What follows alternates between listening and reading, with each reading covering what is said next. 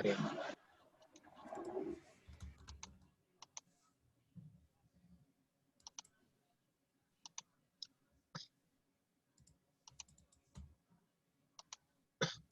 Sudah kelihatan ya?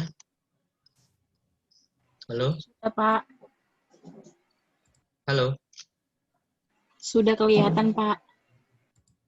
Halo? Sudah kelihatan? Sudah, Pak. Sudah, Sudah. Pak. Saya nggak bisa lihat, halo? Sudah kelihatan, Pak. Chatnya nggak kelihatan. Halo, ada? Udah kelihatan? Sudah kelihatan belum? Sudah, Pak. Sudah. Kok nggak kedengeran? Oh, sebentar, sorry, salah. Saya belum. Ulangi-ulangi. Sudah ya?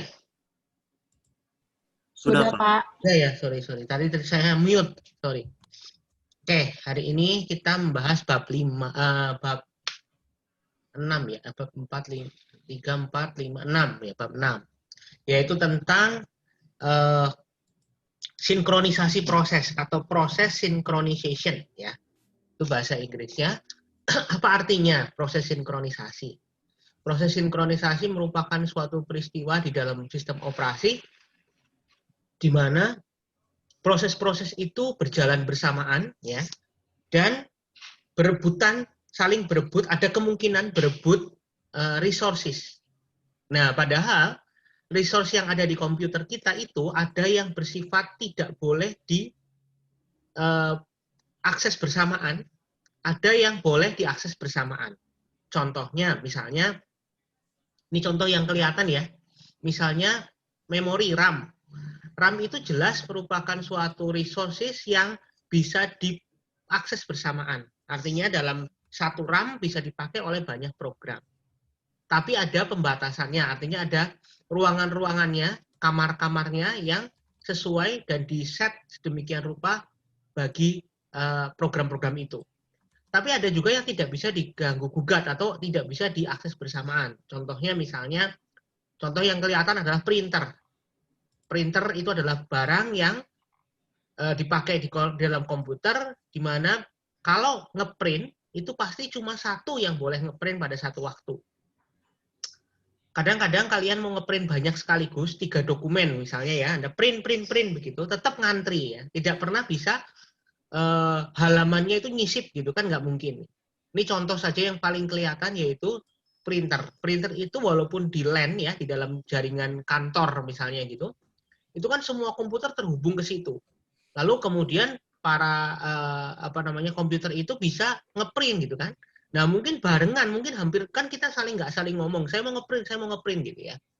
Nah, terus di print ternyata yang sampai duluan mana gitu. Nah, kalau udah sampai duluan A misalnya ya, A-nya yang sampai duluan, ternyata dia ngeprint 100 lembar, maka dia akan ngeprint 100 lembar dulu selesai habis, baru orang yang kedua B itu misalnya 1 lembar saja.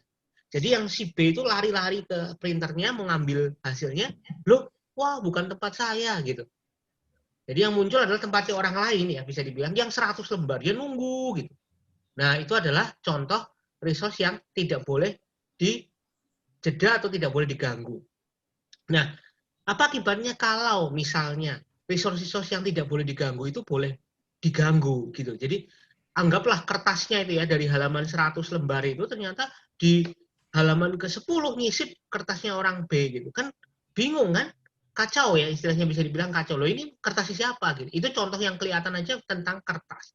Belum tentang data ya, variabel dan sebagainya gitu. Nah, di dalam proses sinkronisasi berarti proses-proses itu jalan paralel bersamaan, berusaha mengakses data yang sama, mengakses variabel yang sama, mengakses memori yang sama mungkin gitu ya. Tapi ada bagian yang tidak boleh diakses bersamaan. Nah, terus caranya gimana supaya nggak boleh diakses bersamaan? Maka harus ada sinkronisasi. Sinkronisasi berarti masing-masing proses yang sedang memakai resource itu harus terkontrol, harus diantrikan, disinkronkan. Maksudnya disinkronkan adalah, oke, siapa yang mau mengakses? 1, 2, 3, 4, 5. Oke, 5. Nah, siapa yang duluan? Itu maksudnya sinkronisasi itu begitu. Jangan rebutan, maksudnya begitu. Oke, nah di bab ini ada algoritma-algoritma yang dipakai untuk melakukan sinkronisasi proses. Ya, nah ini pertanyaannya, mengapa kerugian definisi semapur adalah busy waiting? Apakah faktor dari waktu prosesnya? Kenapa kok kerugiannya itu namanya busy waiting? Nah, yang dimaksud dengan busy waiting adalah di dalam proses menunggu proses lain ya yang sedang pakai resources itu, dia tidak melakukan apa-apa. Jadi busy waiting itu artinya hanya menunggu tapi diem gitu. Berarti kan rugi ya, bisa dibilang ya, rugi. Jadi itu kerugiannya. Tapi harusnya gimana? Harusnya misalnya menunggu boleh, tapi bukan diam, melainkan misalnya tidur. Tidur itu dalam arti dalam bahasa komputer itu adalah dalam sistem operasi itu adalah tidak memakai resource sama sekali. Gitu. Jadi sleep istilahnya dalam komputer. Nah, kalau di sleep, ya thread-nya misalnya thread-nya atau prosesnya di sleep berarti menunggunya tidak busy gitu ya, bisa dibilang. Menunggunya itu berarti nggak rugi karena dia tidak memakan apapun, gitu, tidak memakan resource apapun, bisa dipakai oleh orang lain atau proses lain gitu. Jadi itu namanya tidak rugi. Tapi kalau busy waiting berarti rugi karena menunggunya itu tetap memakan resources tapi nggak ngapa-ngapain gitu. Gitu ya, tidak melakukan apa-apa tapi makan resource gitu ya. Itu rugi. Terus nomor 2, mengapa atomic transaction harus dijalankan sebagai satu unit yang tidak boleh terputus? Apa yang menyebabkan hal tersebut? Jika terputus apa yang terjadi? Nah, namanya atomic ya, transaksi itu seperti Anda membayangkan transaksi di bank. Ya, seperti Anda membayangkan transaksi di bank, transaksi di basis data kalau kalian belajar basis data. Di bank itu contohnya uang ya, uang itu misalnya kita punya saldo 1 juta. Terus Anda mau sebagai mahasiswa di kos mau ngambil uang 1 juta juga, berarti uangnya harusnya 0 ya, sisanya ya, habis. Di saat yang hampir bersamaan, orang tua Anda tanpa sepengetahuan Anda mentransfer 1 juta. Gitu. Berarti kan harusnya kalau itu kejadiannya bareng gitu kan, itu kira-kira apa yang terjadi? Harusnya kan kalau rebutan berarti bisa jadi 2 juta, uang Anda bisa jadi 2 juta, bisa jadi 0. Ya kan? Bisa jadi 1 juta tetap. Nah, ini kan repot nih. Padahal harusnya 1 juta kan? Ya kan? Harusnya 1 juta. Kenapa? Karena dari 1 juta diambil 1 juta, terus diisi lagi 1 juta. Berarti harusnya tetap 1 juta kan? Tapi ada 3 kemungkinan. Bisa 2 juta, bisa 0, bisa 1 juta. Harusnya padahal 1 juta. Nah, supaya tidak terjadi seperti itu tadi, supaya tidak terjadi bisa antara 3 itu, opsi itu, maka transaksi itu harus atomik. Tidak boleh diganggu-gugat. Jadi, pada saat orang tua Anda transfer misalnya, ya harus selesai sampai habis. Sampai selesai. Harus final gitu. Atau pada saat Anda ngambil, itu juga harus final. Nggak boleh dijeda-jeda misalnya, ditunda. Jadi membingungkan ya, karena kalau ada proses yang tidak selesai, misalnya contoh saya transfer gitu ya, transfernya misalnya dari Jakarta. Transfer baru di Jakarta tok tuh istilahnya apa namanya prosesnya. Belum sampai ke tempat kita gitu. Jadi bagi kita uangnya masih belum berubah gitu. Ya bagi kita uangnya belum berubah. Nah, ini kan bahaya kan? Nah, jadi harusnya harus sampai final bahwa ini tuh satu kesatuan loh, kegiatannya ini satu kesatuan, nggak boleh dipotong-potong di tengah. Itu namanya atomic transaction. Nanti contohnya pada counter ya, pada contoh di slide. Nanti kalau counter plus-plus, counter min-min, atau counter ditambah 1, counter dikurangi 1, itu ada kemungkinan jadi salah gitu ya. Nah, atomic berarti tidak boleh diputus. Jadi kalau misalnya terjadi bagaimana? Kalau terjadi berarti kacau datanya. Tadi bisa ada 3 kemungkinan, bisa 2 juta, bisa 1 juta, bisa 0 gitu. Ya, jadi itu tidak boleh terjadi. Bahkan termasuk mati listrik gitu. Bahkan termasuk ada kejadian-kejadian yang internetnya mati misalnya. Sistem basis data itu meyakinkan bahwa bagaimana caranya ketika ada orang yang insert update delete melakukan kegiatan untuk melakukan proses pengubahan data itu tidak boleh sampai tidak atomik gitu. Tidak boleh sampai tidak atomik. Jadi misalnya di Jogja tampilannya datanya 1 juta, di Jakarta tampilannya 2 juta gitu. Nah, itu kan bisa terjadi karena tempatnya kan berbeda ya. Dari sisi orang tua Anda, misalnya, oh, uang anak saya berubah, sudah bertambah. Bagi kita belum. Nah, kan repot kan? Nah, itu contohnya ada kemungkinan seperti itu. Jadi semua transaksi, tidak boleh dijeda gitu ya. Ini oke, ini pertanyaannya. Terima kasih itu dari teman Anda. Terus kemudian dalam mengimplementasi software, ya ini, bentar. Dalam mengimplementasi software, beberapa variabel yang sama agar dapat mensinkronisasinya. Contoh variabel itu seperti apa? Nah, jadi ada variabel yang sama yang bisa diakses barengan. Contoh variabel itu seperti apa? Nah, ini contohnya adalah variabel global. Variabel global atau variabel yang dipakai bersamaan oleh lebih dari satu program. Kalau variabel globalnya itu hanya dibaca, reading saja, itu tidak masalah. Karena cuma read gitu. Tapi kalau itu update, nah itu yang bahaya, atau delete, atau edit gitu ya, atau ubah dan sebagainya, pokoknya yang berubah yang berupa write ya, yang berupa penulisan. Nah ini berbahaya. Tidak boleh ada proses-proses yang barengan menulis, itu tidak boleh. Jadi harus diantrikan. Siapa duluan? Nah itu yang dilakukan di sinkronisasi proses. Jadi contoh variabelnya adalah variabel global. Kalau saya di pemrograman, saya selalu bilang variabel global adalah variabel yang tidak baik. Variabel yang kalau bisa jangan dibuat. Kenapa? Karena variabel global itu diakses oleh lebih dari satu function biasanya. Nah, kalau variabel itu diakses lebih dari satu function, ada kemungkinan function yang lain mengupdate, yang lainnya tidak, dan sebagainya. Akhirnya bingung. Ini yang terakhir siapa ya? Gitu. Yang benar nilainya berapa ya? Bagi saya misalnya, saya pengennya nilainya 5. Lah bagi function lain menganggap sudah 6 gitu. Nah, gimana? Yang benar yang mana? Nah, itu kan bisa terjadi karena variabelnya global, dipakai bersama. Gitu. Ya. Jadi bisa dibilang berbahaya. Terus kemudian ada berapa metode hubungan komunikasi antar proses.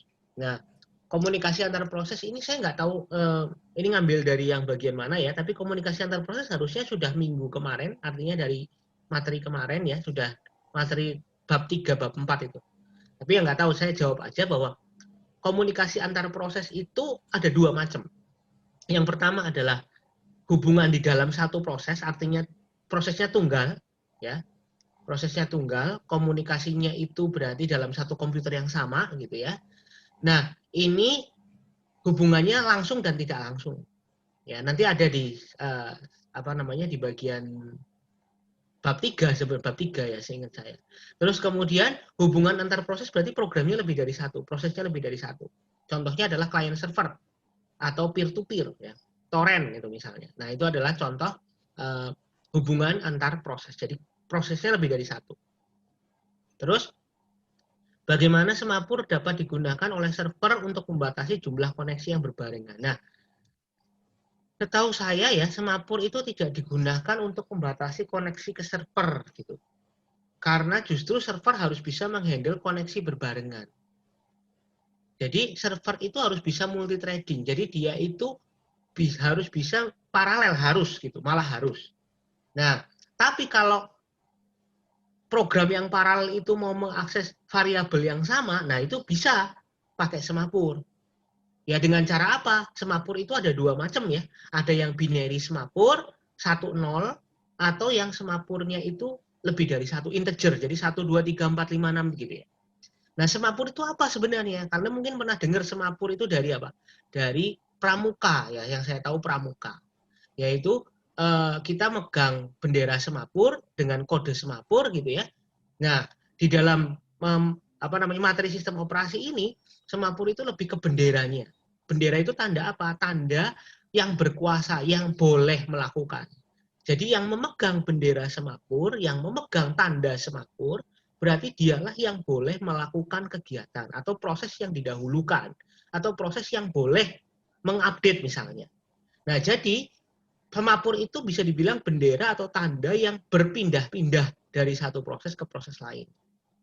Ya, bagi yang memegang semapur itulah yang berkuasa, yang boleh mengubah. Yang lain nggak boleh.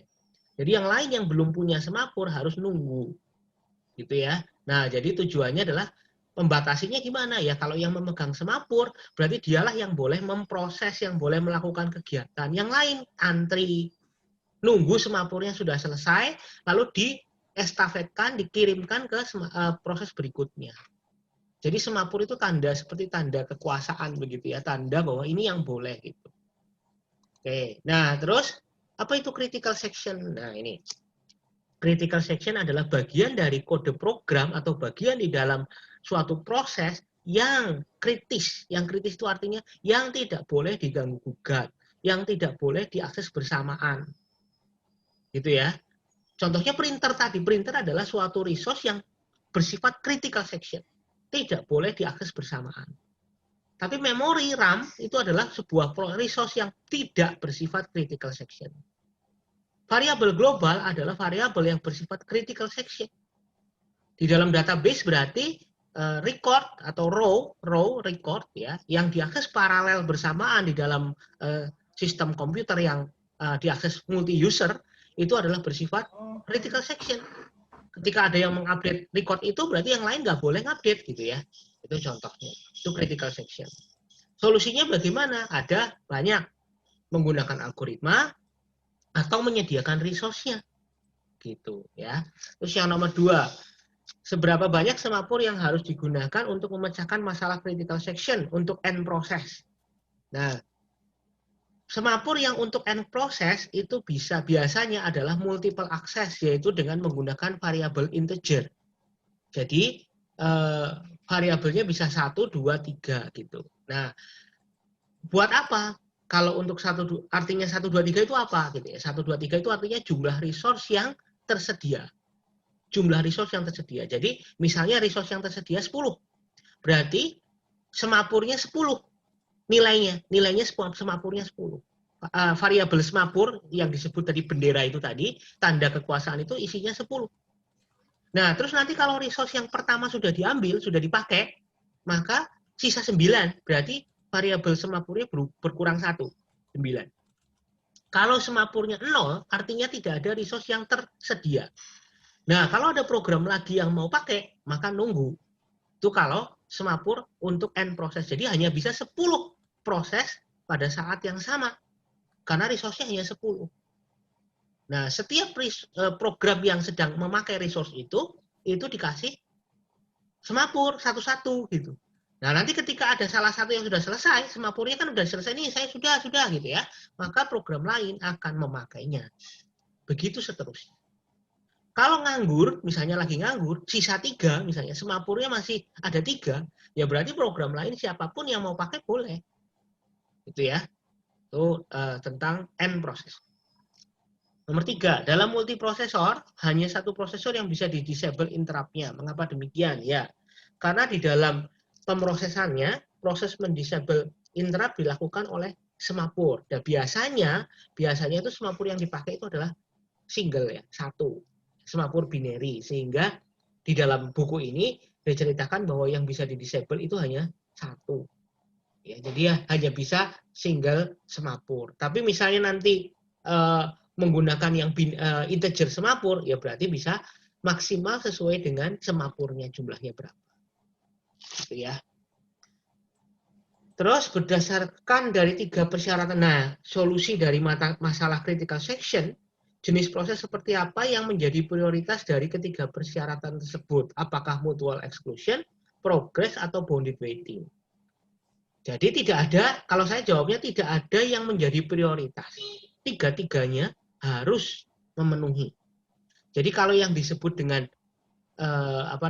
untuk bisa menyelesaikan masalah critical section itu harus tiga-tiganya. Jadi harus bersifat mutual exclusion, harus bersifat progress, dan harus bersifat bounded waiting. Tidak bisa diprioritaskan mana duluan, gitu ya. Terus kemudian kalau terjadi deadlock, nah ini saya nggak tahu kenapa kok deadlock ya, atau kalian ada yang salah, ada yang salah chapter ya, saya nggak ngerti. Memang sedikit sih diulas ya tentang deadlock, karena kenapa? Karena bab 6 dengan bab 7 ini, bab 6 itu adalah sinkronisasi proses, dan bab 7 yang disebut dengan deadlock, itu sebenarnya saling berkaitan.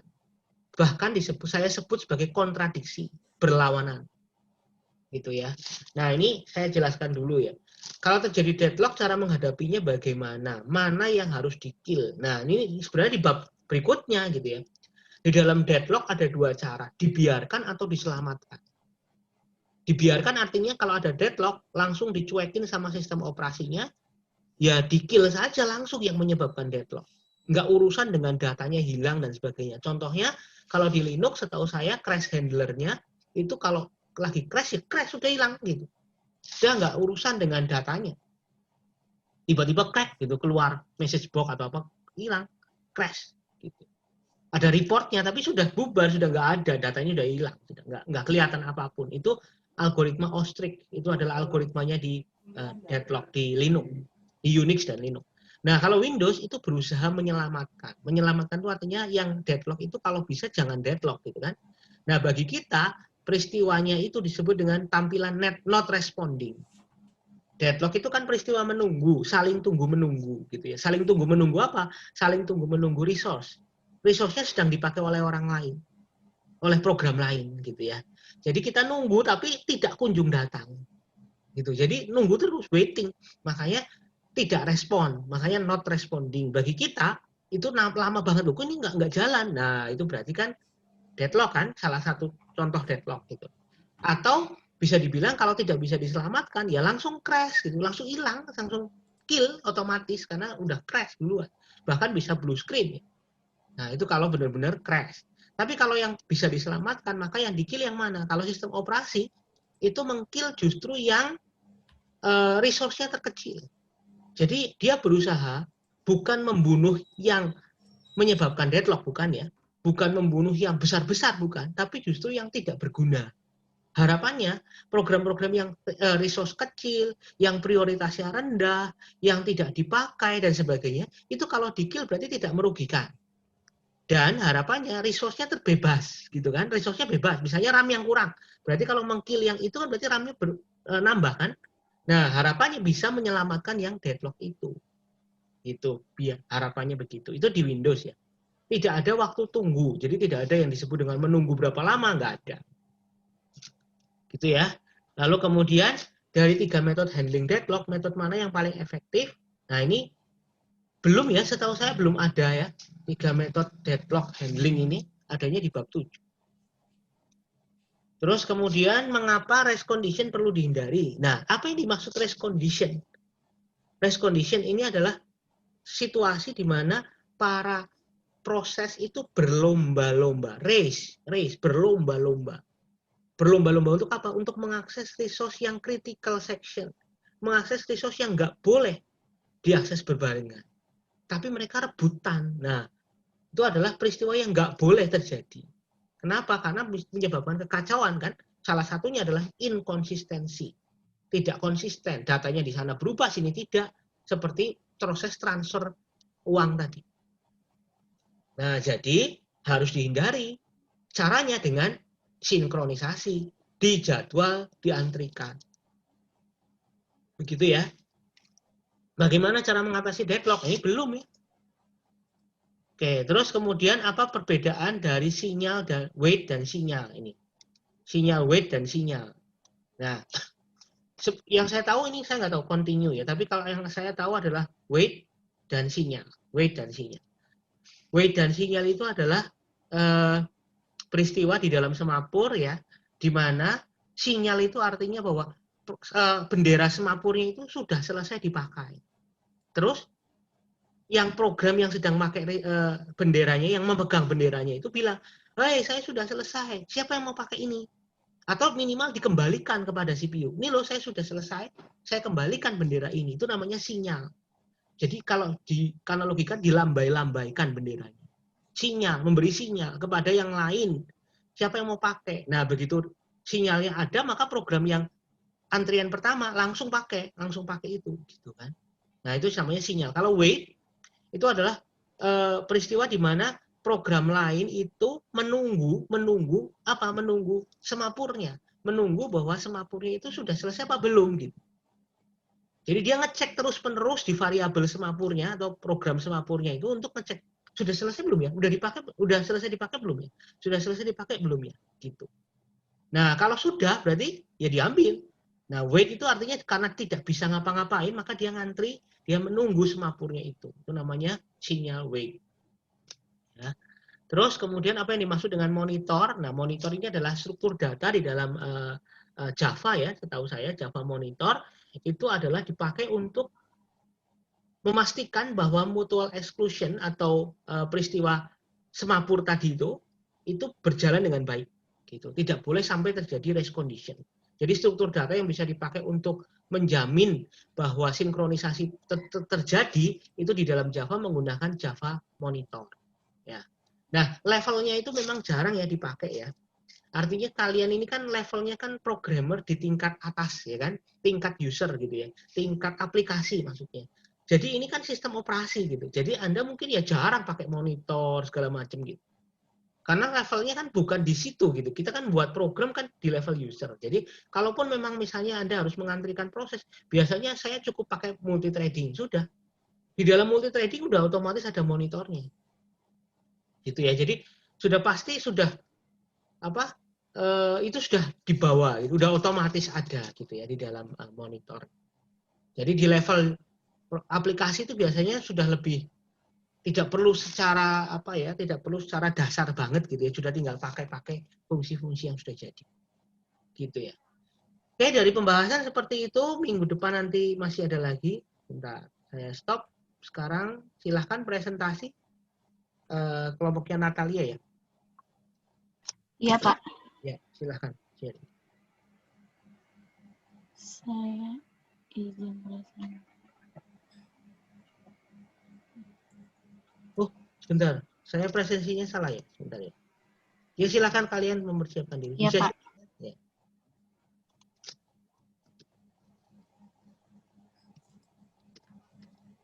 Salah nulis. Sudah kelihatan, Pak? Sebentar. Ya, sudah. Sebentar ya. Saya sambil melihat. Kalian ngomong dulu nggak apa-apa. Saya mau nge-set ini. Oh, langsung sekalian dimulai, Pak? Iya, langsung aja. Maaf, Pak. Suara saya kedengaran kan, Pak? Kedengaran. Oke.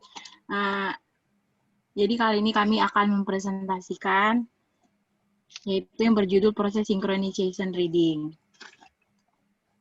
Kami kelompok 3 terdiri dari saya sendiri, kemudian teman saya Vera, dan Natalia R. Oke, proses synchronization reading. Pada umumnya, proses dapat bekerja sendiri atau independent proses dan dapat bekerja bersama proses-proses yang lain atau cooperating proses. Ketika proses saling bekerja sama, maka proses tersebut akan saling berbagi data. Jadi, pada saat proses-proses berbagi data, ada kemungkinan bahwa data yang dibagi secara bersama itu akan menjadi tidak konsisten, karena ada kemungkinan proses-proses tersebut melakukan akses secara bersamaan, yang menyebabkan data tersebut berubah. Hal ini disebut dengan race condition. Race condition, suatu kondisi di mana dua atau lebih proses mengakses share memory, sumber daya pada saat yang bersamaan dan hasil akhir dari data tersebut tergantung dari proses mana yang terakhir selesai dieksekusi sehingga hasil akhirnya terkadang tidak sesuai dengan yang dikehendaki. Race condition tidak boleh terjadi karena akan terjadi kekacauan. Ya. Oke, kita bisa lihat pada proses tersebut. Jadi maaf ya teman-teman semuanya, ini kurang jelas tulisannya. Jadi di sini itu ada namanya spoiler directory. Jadi kita sebelumnya itu di sini ada dua proses. Yang proses pertama itu adalah proses A dan proses B. Jadi kita bayangkan saja di spoiler directory itu memiliki slot dengan jumlah yang sangat besar, yang diberikan nomor 0, 1, 2, 3, 4, dan seterusnya. Masing-masing dapat membuat sebuah nama berkas. Dan kita bayangkan saja ada dua variabel bersama, yaitu output, penunjuk berkas berikutnya untuk dicetak, dan in untuk menunjukkan slot kosong di directory. Dua variabel tersebut dapat menangani sebuah tool-word berkas untuk semua proses. Dengan segera, slot 1, 0, 1, 2, 3, kosong, atau berkas telah diselesaikan dicetak, dan slot 4, 5, 6 sedang terisi, yang dimana berisi nama dari berkas yang antri untuk dicetak. Lebih atau kurang secara bersamaan, proses A dan B mereka memutuskan untuk antri untuk sebuah berkas untuk dicetak. Selanjutnya lagi, misalkan pada sistem operasi ATM, yang mana dalam kasus ini mesin ATM tidak memperbolehkan transaksi dilakukan secara bersamaan. Sama ya dengan saya tadi ya? Iya, Pak. Jadi, pada mesin ATM tersebut tidak boleh melakukan dua proses sekaligus. Ketika kita ingin melakukan transaksi dan ingin mengambil uang, proses tersebut tidak akan dikerjakan karena akan menyebabkan error, di mana proses tersebut akan mengeksekusi satu persatu programnya. Untuk mengatasi proses-proses yang berjalan harus disinkronisasikan. Artinya, suatu proses ingin dijalankan, maka proses yang lainnya harus menunggu, hingga proses yang satunya dapat diselesaikan dan tidak akan terjadi race condition. Artinya akan terjadi proses antri. Proses demi proses diselesaikan satu persatu hingga selesai. Contoh race condition sendiri dapat kita lihat dari program tersebut. Yaitu pada program ini terlihat bahwa variabel kontra yang diinisialisasikan dengan nilai 0 dan ditambahkan 1 setiap kali terjadi produksi, serta dikurangi 1 setiap kali terjadi konsumsi. Ini kan baru produksi nih, yang konsumsinya mana? Konsumsinya? Ini itu produser ini. Ini produser, konsumernya belum ya? Iya, belum, Pak. Harusnya kan counter min-min belum ada. Iya, maaf, Pak. Ya, ini bentar sekalian saya menjelaskan. Ini adalah contoh produser dan konsumer. Ini adalah peristiwa, ini contoh ya, sebagai contoh ilustrasi ya, bukan benar-benar gitu ya, bukan benar-benar. Ini ilustrasi di dalam komputer di mana itu menggambarkan suatu program yang bisa memberikan resource. Jadi dia itu memproduksi sesuatu untuk dipakai oleh program lain. Jadi memproduksi suatu nilai atau apa gitu ya, suatu data yang bisa dipakai oleh program lain.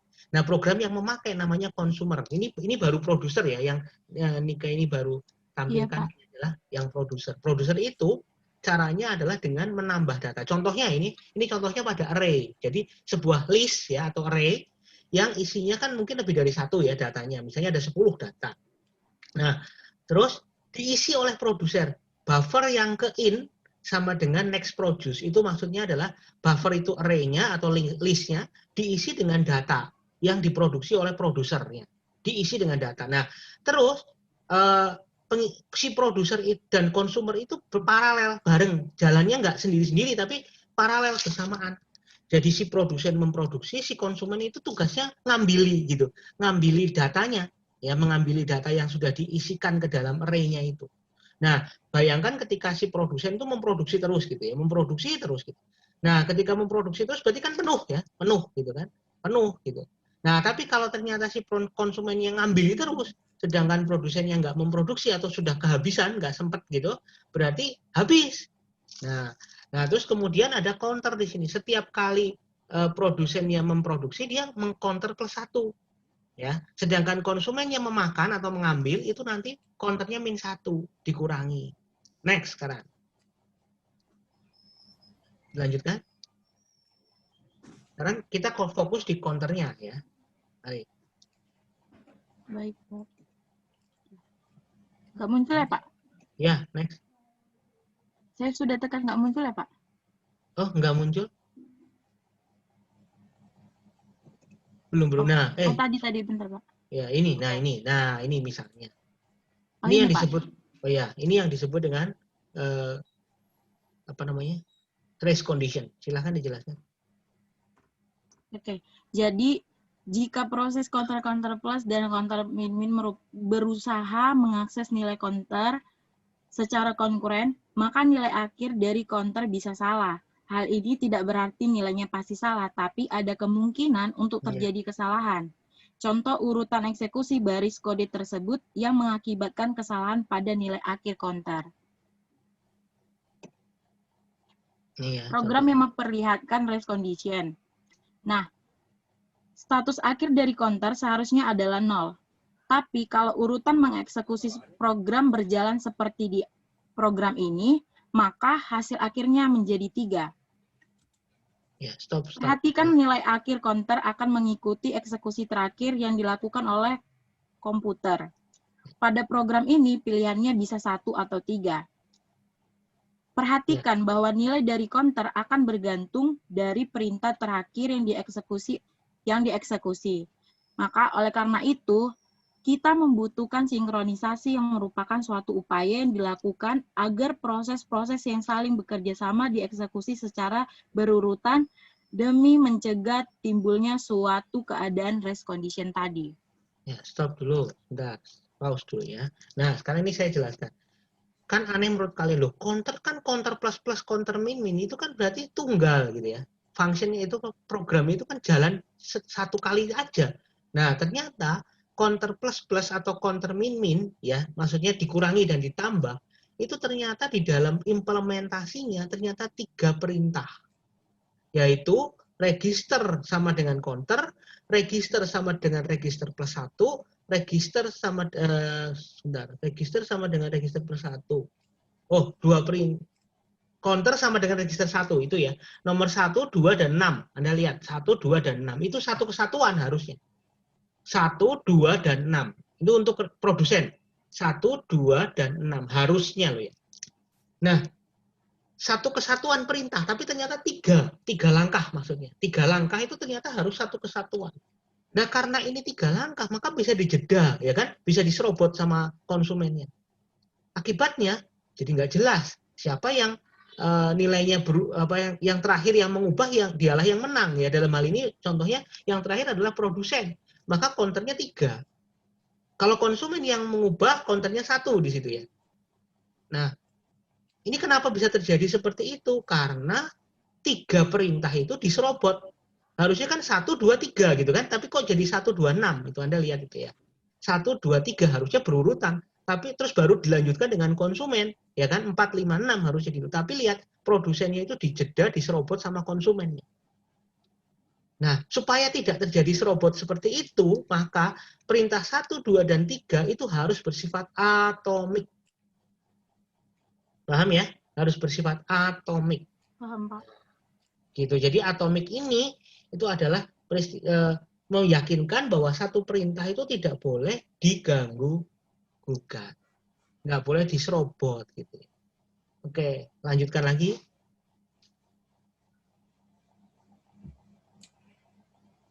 Silahkan. Bentar, Pak. Ya.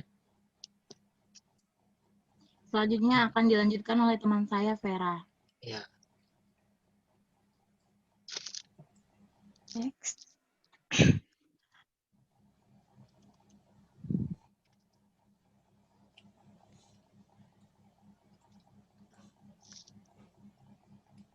Silakan, Fer. Oke. Baik, Peterson selection. Algoritma Peterson atau solusi Peterson adalah algoritma pemrograman konkuren untuk pengecualian bersama yang memungkinkan 2 atau lebih proses berbagi sumber daya sekali pakai tanpa konflik, hanya menggunakan memori bersama untuk komunikasi. Solusi Peterson adalah solusi yang banyak digunakan untuk masalah bagian kritis. Dalam solusi ini, ketika suatu proses dijalankan dalam keadaan kritis, maka proses lain hanya akan mengeksekusi sisa kode. Dan sebaliknya dapat terjadi. Metode ini juga membantu memastikan bahwa hanya satu proses yang berjalan di bagian kritis pada waktu tertentu. Algoritma 1.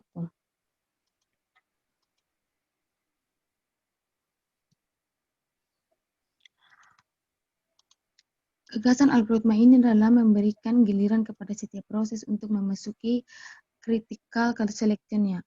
Asumsi yang digunakan adalah setiap proses secara bergantian memasuki critical selection-nya. Sebenarnya, 2 proses berjalan secara bersamaan dan kita tidak dapat memprediksi proses manakah yang akan berjalan duluan. Misalkan yang pertama kali dieksekusi adalah baris pertama pada proses P0, maka turn akan diset menjadi 0. Artinya sekarang giliran P0 untuk menggunakan critical selection. Lalu seandainya proses P1 yang dieksekusi, maka ia mengubah turn menjadi 1. Artinya sekarang giliran P1 menggunakan critical selection.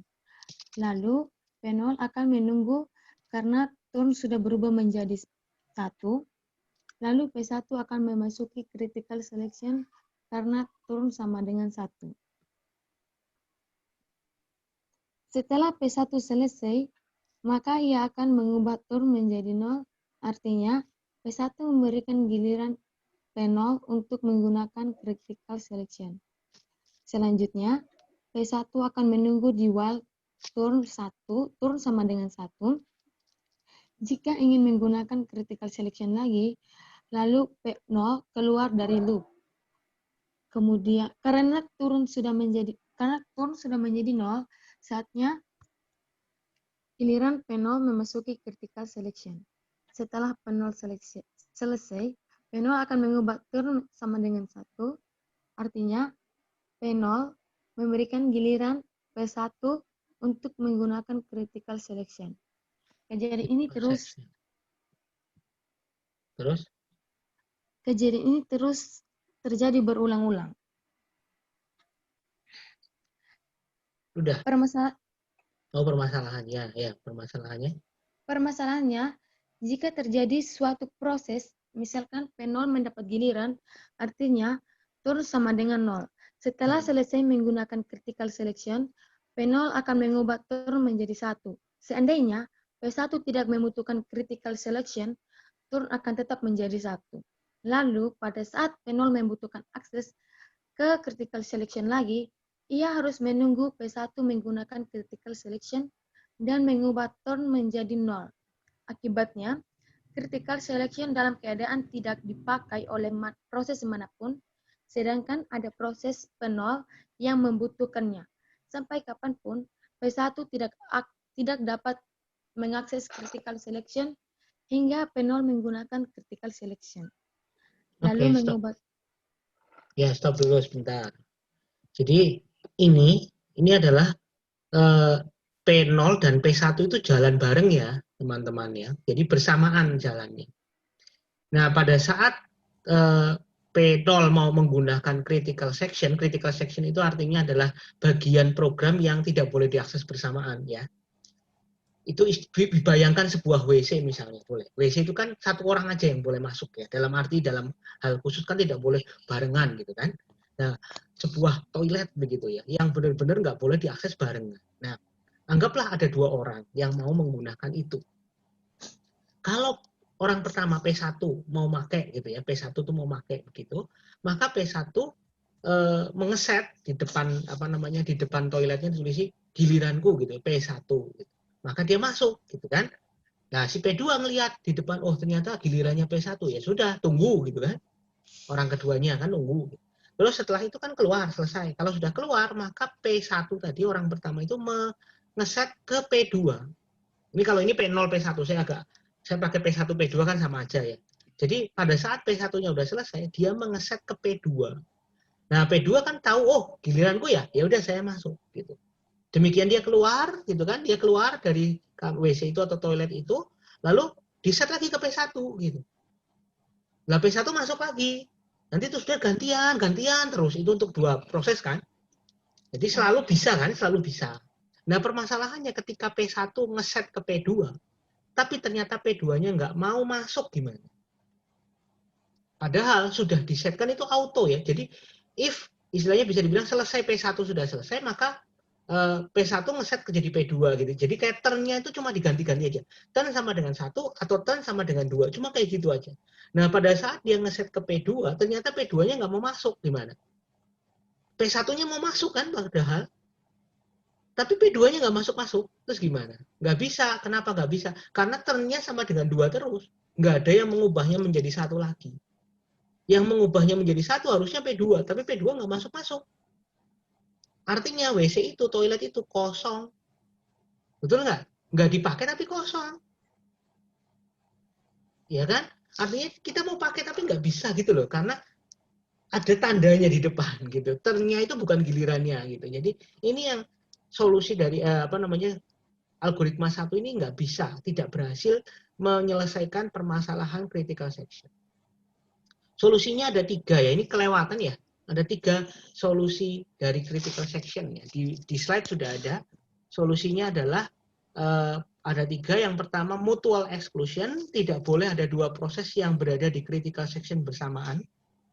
Yang kedua, terjadi progres atau terjadi kemajuan. Jika memang tidak ada yang sedang pakai, maka boleh yang program lain harus boleh pakai begitu. Jadi contohnya WC-nya tadi. Kalau WC-nya itu kosong, critical section-nya itu kosong, tidak ada yang akses, ya program lainnya silahkan dong akses. Itu namanya progres.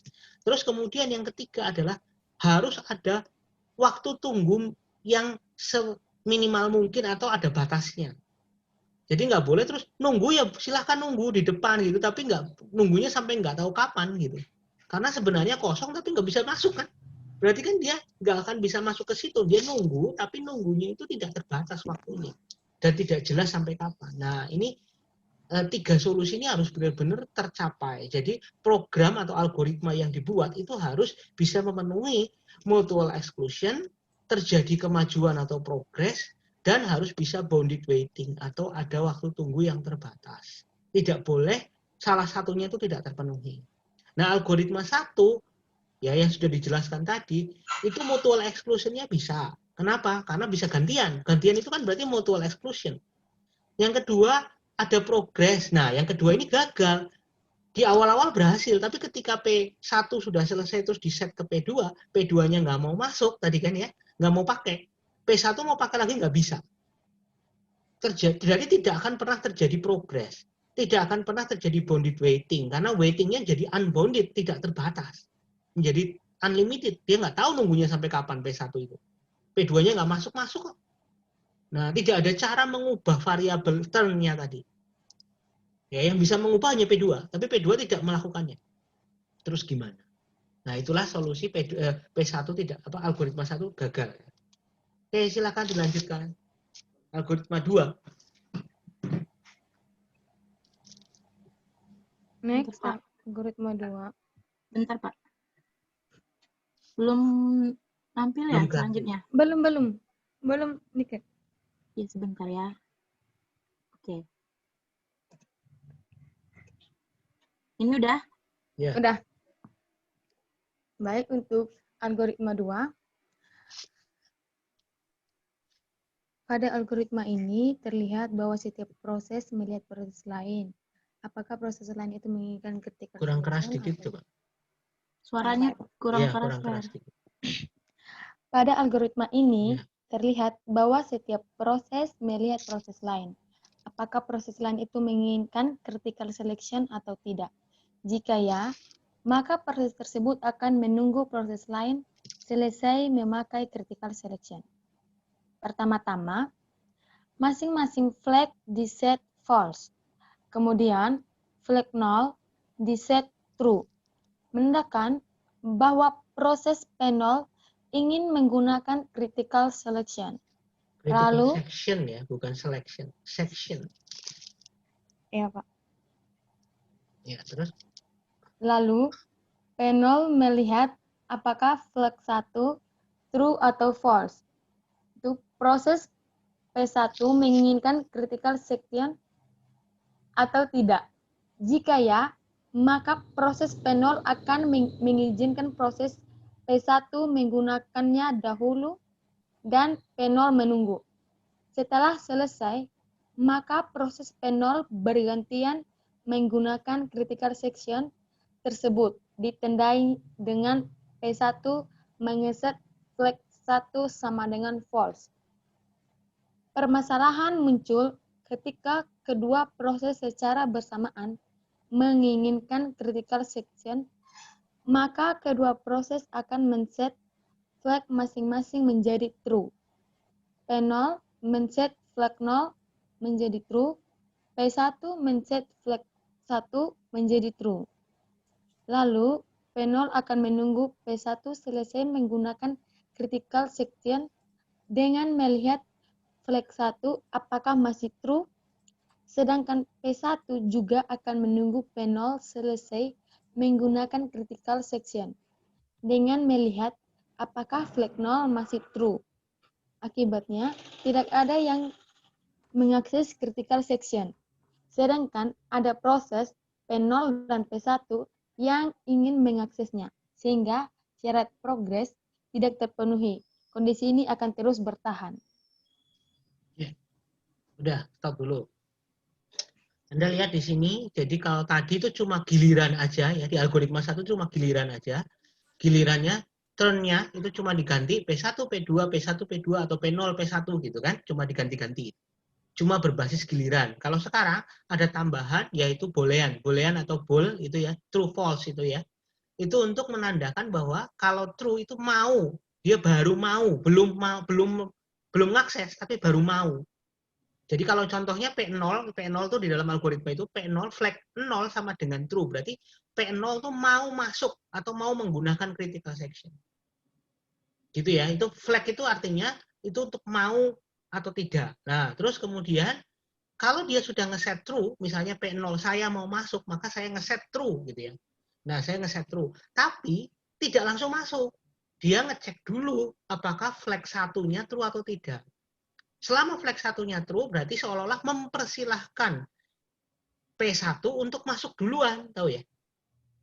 Jadi dia mau masuk, tapi tidak langsung masuk, gitu ya. Dia mau masuk, tapi tidak langsung masuk, terus ngecek dulu temennya. Apakah P1-nya true atau tidak. Kalau selama true, while flag 1 true, maka titik koma itu lihat ya. While flag 1 titik koma. Itu maksudnya apa? Itu artinya adalah selama flag 1 itu true ya, berarti dia diem aja, dia tidak melakukan apa-apa loh. Itu titik koma loh. Titik koma itu artinya sudah tidak ada perintah apapun. Ini pakai bahasa C ya. Di dalam pemrograman jarang ya yang source code-nya pakai Python ya. Jarang sekali. Jadi kebanyakan di dalam dunia sekarang ini ya kalau menjelaskan sesuatu biasanya C biasanya.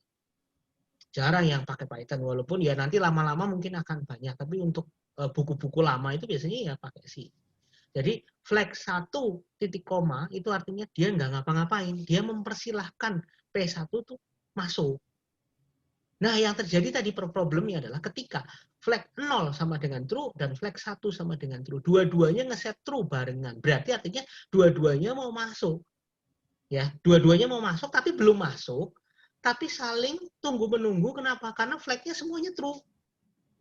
Kalau flagnya true kan nggak bakal bisa masuk, lihat itu. Flagnya temennya true itu kan pasti dia tidak bisa masuk. Flag satunya juga, temennya juga true. Dua-duanya itu barengan mau masuk bersamaan. Itu malah justru malah justru tidak bisa masuk karena saling mempersilahkan, bisa dibilang. Saling mempersilahkan duluan, mana silahkan kamu dulu gitu, malah nggak bisa. Jadi ini tidak akan bisa masuk, maka progresnya gagal, bounded waiting-nya juga gagal. Paham ya di sini? Jadi walaupun pakai flag itu ternyata tetap nggak bisa. Silahkan dilanjutkan. Ya, Pak. Belum muncul ya, Pak? Belum. Belum. Oke. Ya, algoritma 3 atau Peterson ini. Ya, Baik, lanjutkan, Per. baik untuk algoritma 3. Algoritma 3 mengatasi kelemahan pada algoritma 1 dan 2 sehingga progres yang diperlukan untuk mengatasi critical section terpenuhi. Berikut ini kodenya. Kali pertama, masing flag diset false, menandakan bahwa proses tersebut tidak ingin menggunakan critical section. Kemudian, ketika ada proses yang menginginkan critical section, maka ia akan mengubah flag atau memberikan tanda bahwa ia butuh critical section. Lalu, proses tersebut memberikan tum kepada lawannya. Jika lawannya menginginkan critical section dan tum adalah turn lawannya, maka ia akan menunggu. Misalnya, proses-proses dieksekusi sesuai langkah-langkah berikut. Ketika proses P0 menginginkan critical section, maka ia men-set flag 0 menjadi true. Lalu, P1 juga menginginkan critical section, maka ia akan men-set flag 1 menjadi true. Selanjutnya, P0 memberikan turn pada P1, lalu P1 juga memberikan turn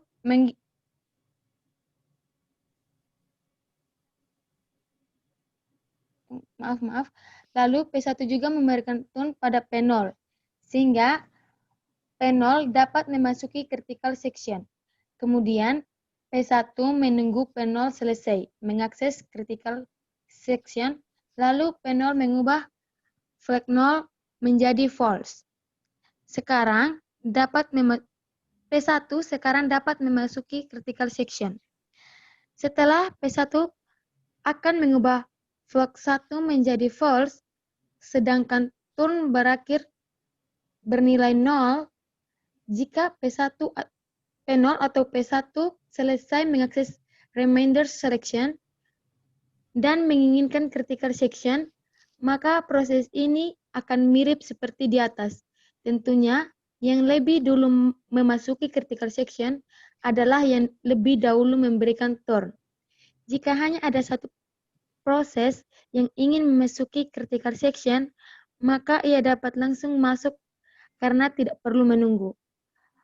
Karena flag lawannya bernilai false, tidak peduli berapapun nilai turnnya.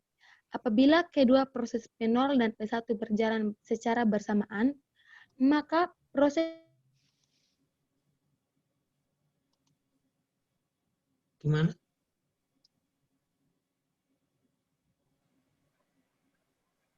Vera, Putus. jaringan mungkin Pak. Iya, iya kayaknya. Putus-putus. Ke connect terus gitu. Ya, saya lanjutkan. Ini P3 apa P3 jadi algoritma mengubah 3.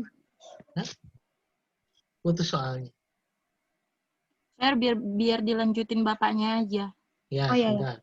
Algoritma 3 ini namanya Peterson ya, algoritma Peterson karena penemunya Peterson. Nah, ini dia menggunakan dua variabel. Kalau tadi kan cuma satu variabel untuk turn ya, yang algoritma 1, algoritma 2 turn sama flag. Algoritma 2 flag saja. Ya kan? Terus algoritma 3 itu dua-duanya, turn sama flag. Jadi kalau mau masuk silahkan ngeset flag-nya. Ya, jadi kalau misalnya P0 mau masuk ya berarti flag 0 itu not true. P1 mau masuk berarti flag 1 true, dua-duanya true ya, dua-duanya true. Tapi tidak langsung begitu saja kayak tadi saling tunggu menunggu, enggak. Tapi masih ada variabel lagi satu yang namanya turn. Nah, turn itu hanya bisa diganti salah satunya kan. Berarti kalau yang mau masuk P0 dia lihat dulu turn-nya. Turn-nya itu 1 apa 0. Kalau turn-nya 0 juga maka dia bisa masuk. P0 mau masuk berarti kan P0-nya true dan turn-nya harus true. Turn 0-nya ya, turn 0-nya juga harus true gitu. Nah, kalau dua-duanya true atau dua-duanya itu diset untuk dirinya maka baru bisa masuk. Begitu. Kalau enggak ya nggak bisa gitu. Jadi ini bisa menyelesaikan solusi untuk apa namanya? Critical section. Untuk dua algoritma tapi ya, untuk dua proses ya. Hanya untuk dua proses saja. Nah, kalau N proses, nah itu nanti butuh semapur. Begitu, silakan. Mau ada pertanyaan, boleh?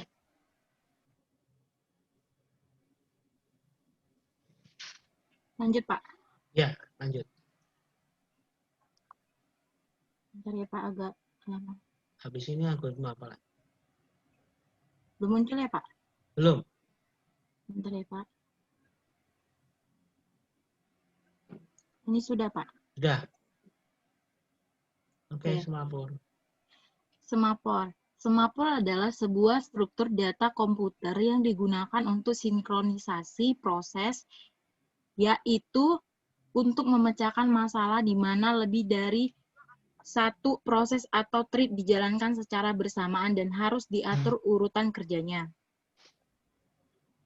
Kemudian,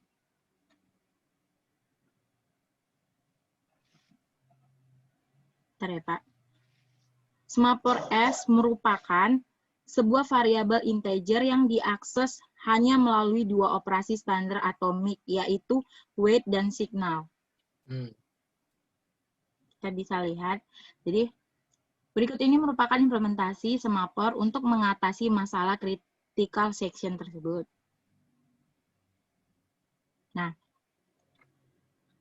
pada proses ini akan memeriksa harga dari semapur. Apabila harganya 0 atau kurang, maka proses akan menunggu. Sebaliknya, jika lebih dari 0, maka proses akan mengurangi nilai dari semapur tersebut dan menjalankan operasi yang lain. Artinya, dari harga semapur dalam kasus ini adalah hanya boleh satu proses yang dapat melewati wait pada suatu waktu tertentu sampai ada salah satu atau proses itu sendiri yang akan memanggil signal. Sudah? Saya jelasin ya. Iya, Pak. Saya tambahkan. Jadi ini tadi yang seperti saya jelaskan tadi di awal ya, bahwa semapur ini adalah suatu struktur data ya, suatu struktur data di dalam komputer yang bisa dipakai untuk mutual exclusion. Itu namanya mutex, ya, mutual exclusion. Nah, semapur bisa dua macam. Yang pertama tadi yang binary semapur atau 01, berarti resource-nya cuma satu ya, resource-nya cuma satu. Sedangkan yang kedua adalah kalau semapurnya itu nilainya integer. Integer itu berarti 1, 2, 3, 4, 5, 6, 7, 8, 9, 10, dan seterusnya. Ya. Nah, menggambarkan apa? Kalau integer berarti menggambarkan jumlah resource. Ya, jumlah resource. Ini contohnya. Jadi ketika muteknya itu ternyata lebih dari satu, ya kalau muteknya lebih dari satu, itu berarti resource yang tersedia itu lebih dari satu jumlahnya. Ya. Nah, kalau resource-nya lebih dari satu, maka dia pertama ngecek dulu, nunggu wait gitu. Dia ngecek. Wait itu apa? Coba di back slide-nya. Wait itu apa? Iya, bentar, Pak. Belum ya, Pak? Belum. Ya.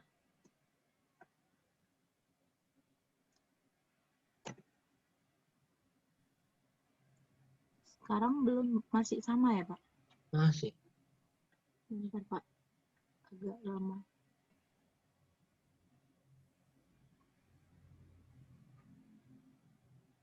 Nggak bisa. Nggak bisa. Bisa, Pak. Cuman agak-agak lama kayak gitu. Wait itu adalah proses mengurangi ya tadi ya, minus 1 gitu. Ya. Terus sebelumnya, nah ini. Wait itu artinya selama S-nya kurang dari sama dengan 0, berarti no operation. Maksudnya berarti kalau semapurnya itu 0 atau tidak ada, maksudnya tidak punya semapur, semapurnya itu tidak ada, tidak ready, maka no operation. Artinya dia nunggu, nggak ngapa-ngapain.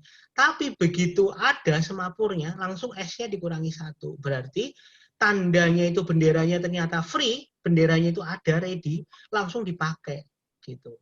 Nah, sedangkan kalau sinyal itu artinya semapurnya udah selesai dipakai, maka semapurnya ditambah 1. Berarti resource-nya, kalau itu menggambarkan resource, berarti resource-nya itu dikembalikan, maka di plus lagi gitu.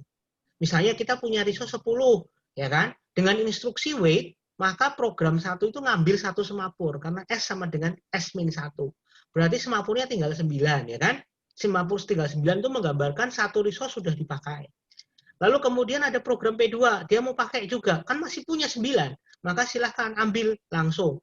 While S kurang dari sama dengan 0 kan tidak, karena S-nya 9. Ya kan, S-nya 9 kan berarti tidak terpenuhi itu while-nya. Langsung S sama dengan S-1. Berarti 9 dikurangi 1 sama dengan 8. Berarti resource-nya kepakai kan, kepakai 1 lagi. Demikian juga dengan P3. P3 pakai lagi, ngecek, pakai wait dulu kan, pakai wait. Apakah S-nya kurang dari sama dengan 0? Tidak. Langsung ke bawah, S- sama dengan S-1. Berarti tinggal 7. Dan seterusnya sampai habis. Berarti udah ada 10 proses yang pakai. Nah, proses ke-11 mau pakai. Dia mengeksekusi instruksi wait juga. Dia ngecek, apakah S kurang dari sama dengan 0? Ya. Nah, ternyata S-nya kurang dari sama dengan 0. Maka no operation. Dia nunggu, nggak ngapa-ngapain tadi. Nah, kalau misalnya ternyata nunggu terus, ya dia waiting, udah dia nunggu gitu. Nah, nanti nunggu apa? Nunggu sampai proses lain, salah satu dari 10 proses yang sudah pakai itu melakukan sinyal. Ketika ada proses yang dulu, misalnya udah selesai nih ya, proses P10 atau proses P9 kan kita nggak ngerti, dia akan melakukan sinyal. Sinyal itu ngapain? Berarti S-nya ditambah 1. Berarti artinya dia ngembaliin resource-nya. Sudah selesai nih, saya kembalikan. Berarti S-nya itu kan nambah 1. Begitu S-nya nambah 1, wait itu jalan terus loh. Wait itu jalan terus. Maka langsung ngecek lagi, S-nya tidak kurang dari sama dengan 0, langsung S-1. Berarti program yang ke-11 tadi langsung pakai. Jadi nggak nunggu lama gitu, nggak. Tapi dia jalan paralel ya. Maksudnya itu langsungan gitu. Begitu dia udah selesai diambil langsung ambil gitu. Jadi cepet aja. Ya kayak Anda bayangkan sebuah antrian begitu. Itu depan nomor orang depan udah selesai, langsung saya siap-siap gitu kan? Iya, Pak. Gitu. Jadi modelnya udah langsung jalan begitu saja gitu. Oke? Next. Oke, Pak. Ini belum ya, Pak? Belum. Berganti bentar ya, Pak. Agak-agak lama. PowerPoint-mu terlalu memakan resource kali ini kayaknya. Mungkin Pak perlu diperiksa ini. Bentar, Pak. Ini CPU-mu lagi kerja. Ya, next lagi. Ya, kasusnya. Selanjutnya akan dilanjutkan oleh teman saya, Rara. Natalia Rara. Silakan, Rara.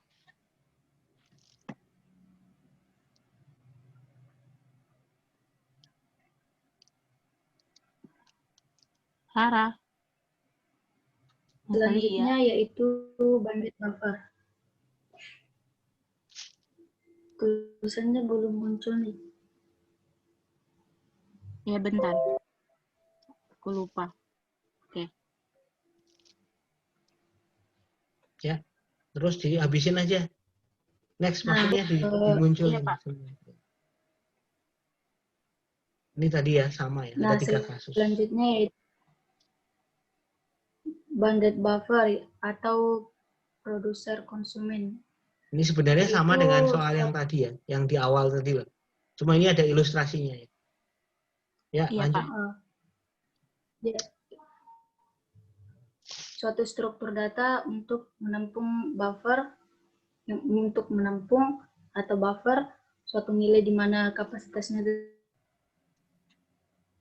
tertentu atau terbatas. Nah, pada buffer ada juga yang disebut sebagai penggunaan semafor. Penggunaan semafor ini untuk mensinkronisasikan proses produsen dan proses konsumen.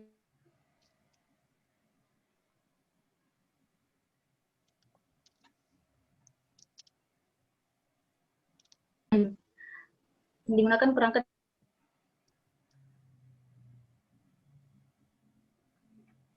kosong dan tempat terisi mutex ini untuk menjaga agar suatu waktu buffer hanya diakses oleh satu proses saja. Mutex bernilai 0 jika buffer sedang diakses sebuah proses dan bernilai 1 jika tidak. Nah, tempat kosong atau counting semafor berisi data tempat kosong pada buffer.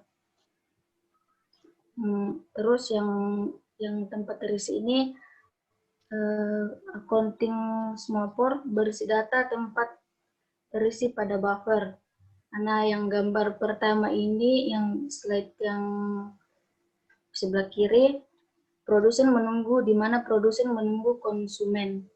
Nah, kejadian di mana produsen ingin mengakses buffer namun sedang diakses oleh konsumen. Dengan demikian, produsen akan menunggu jika mendapati buffer sedang dipakai oleh konsumen dan buffer yang penuh.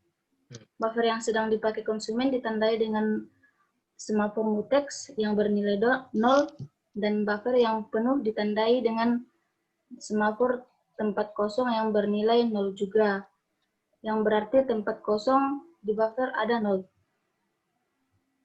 Yang gambar sebelah kanan yaitu di mana konsumen menunggu produsen. Kejadian di mana konsumen ingin mengakses buffer, namun buffer sedang diakses oleh produsen. Next nih. Oke, bentar. Nih. Iya, bentar. Ya.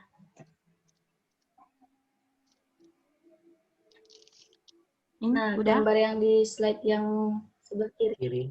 Iya, udah. Yang kiri ini di mana produsen menunggu buffer yang sedang penuh. Produsen tidak bisa menaruh apapun di buffer ketika buffer sedang penuh atau tidak bisa menyimpan data yang ada karena buffer sedang penuh. Yang sebelah kanan ini konsumen menunggu buffer yang kosong. Ketika konsumen tidak bisa mengambil apapun dari buffer ketika buffer kosong. Jika sebuah proses mendapat akses buffer, proses tersebut harus men-set terlebih dahulu mutex menjadi 0 sebagai tanda bahwa buffer sedang digunakan, dan ketika selesai proses akan mengembalikan nilai mutex menjadi 1 agar buffer dapat diakses oleh proses yang lain. Ya, sudah stop ya. Kan saya penjelasan. Ini lebih jelas ya, ini gampang ya. Bounded buffer ini menggambarkan ilustrasi kasus di dalam sistem operasi di mana hanya ada 2 proses, hanya ada P1, P0 atau P1, P2 gitu. Dan saling bergantian mengakses data yang sama. Ini kan array-nya kan sama ya. Ini array ya, bisa dibilang ini array atau list gitu. Nah, di sini ada dua mutex. Yang pertama adalah mutual exclusion saat mengakses data satuannya, dan mutex yang dipakai untuk mengakses apakah penuh atau tidak atau kosong. Gitu. Jadi ada 2 mutex. Mutex pertama adalah saat produsen menaruh data di dalam array-nya, terus si konsumen nggak boleh gitu. Konsumen harus nunggu, ya kan? Harus nunggu. Sedangkan yang kedua, yang sebaliknya ketika konsumen mau ngambil data, mau makan, istilahnya mau ngambil, gitu, produsennya juga nunggu. Itu yang mutex pertama. Mutex kedua yang di slide ini, mutex kedua itu adalah menandakan bahwa datanya penuh atau tidak. Jadi saat mutexnya itu penuh sampai dengan ini misalnya ya, kotaknya itu kan 1, 2, 3, 4, 5, 6. Berarti mutexnya itu maksimal 6 gitu. Mutexnya 6. Kalau mutexnya sudah 6, berarti si produsen nggak bisa ngapa-ngapain gitu. Pada saat dia mau naruh lagi nggak bisa, penuh. Konsumennya belum makan soalnya gitu ya. Maksudnya konsumennya itu lagi diem gitu. Berarti produsen akan diam, menunggu, waiting sampai ada yang kosong gitu. Demikian juga saat konsumen mau makan tapi habis, produsennya lagi diem gitu ya. Misalnya produsennya lagi diem, dimakani semua, habis. Nah, berarti mutex penuhnya itu sama dengan 0. Mutex penuh sama dengan 0. Nah, kalau mutex penuh berarti sama dengan 0, berarti si konsumen nggak bisa ngapa-ngapain, nggak ada yang bisa diambil. Nah, jadi ada 2 mutex yang dipakai di sini ya. Prinsipnya kalian bisa lihat di garis hitam itu ya. Garis hitam itu artinya mutexnya itu bekerja. Ada 2 mutex. Mutex pertama saat mengakses satuan supaya tidak diakses bersamaan. Jadi satu kotak itu hanya boleh 1. Yang kedua adalah saat mengakses penuh dan tidak penuh. Ini mudah. Kenapa mudah? Karena ini hanya 2 program, 2 proses saja. Nah, yang kedua ini nanti tentang reader and writer ya. Coba next. Oke, Pak. Bentar. Ya. Next atau sebelumnya ya, Pak? Pak. Setelahnya kan? Oke. Ya, reader and writer. Lanjut. Lanjut, Rah. Nah, reader and writer. Reader and writer. writers. Wah, ini Masalah langsung reader. nggak ada gambarnya ya? Iya, Pak? Masalah Nggak ada pakai gambar ya? Enggak, Ini Pak. lebih sulit ya untuk dibaca maksudnya. Ya, kamu ceritain aja codingnya, nggak usah, nggak apa-apa. Tapi ceritain gimana sih maksudnya. Nah, masalah jelasin dulu, Pak. Masalah reader writers merupakan klasik dalam sinkronisasi. Solusi dari masalah tersebut diperlukan untuk menjaga konsistensi data. Banyak thread bisa berbagi sumber daya penyimpanan yang sama. Ada thread yang membaca dan ada yang menulis. Thread yang membaca disebut dengan reader atau pembaca, sedangkan thread yang menulis disebut writer atau penulis. Nah, di sini ada kondisi yang harus dipenuhi oleh reader dan writers. Yang pertama itu maksimal hanya ada 1 writer yang mengubah data. Jika satu writer sedang mengubah data, maka tidak ada satupun reader yang diperbolehkan untuk membaca data. Terus yang kedua itu dalam suatu waktu diperbolehkan lebih dari 1 reader untuk membaca data. Ketika data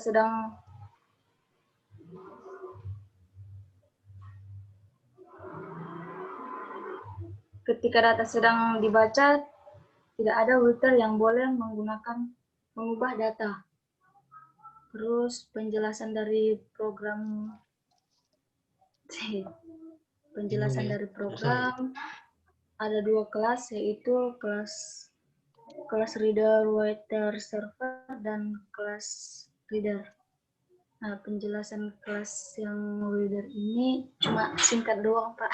Ya, sebenarnya Kelas ini paling merupakan gampang lihat kelas yang ini loh. Di slide saya ada, di slide saya halaman 38 itu. Itu lebih gampang. Yang di e-course, Pak?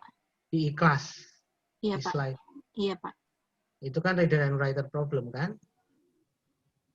Mungkin saya share ya. Saya berhenti share, Pak. Nggak usah, bisa multiple. Oke, Pak.